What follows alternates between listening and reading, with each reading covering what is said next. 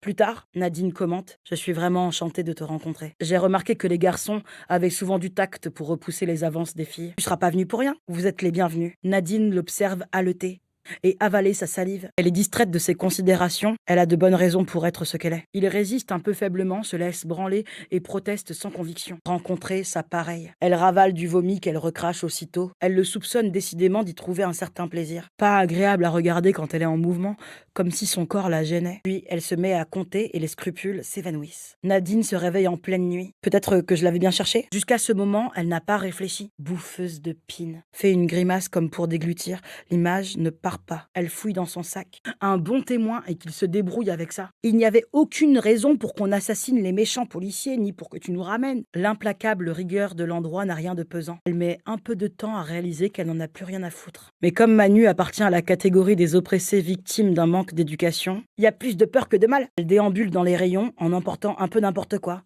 Sandwich, chocolat, whisky, soda. Je t'ai dit que je ne voulais pas en entendre parler. Ces gens-là n'existent plus. C'est con. Quand Manu est trop raide pour parler, après, il est un peu gêné, mais il reste gentil avec elle, à lui raconter des histoires. Écœurant de mièvrerie, mais très réussi. Je veux pas en entendre parler. Ça va excessivement vite, en fait. Dehors, elle est comme suffoquée. Putain, si tu le vois, tu lui dis qu'il est wanted, ce con.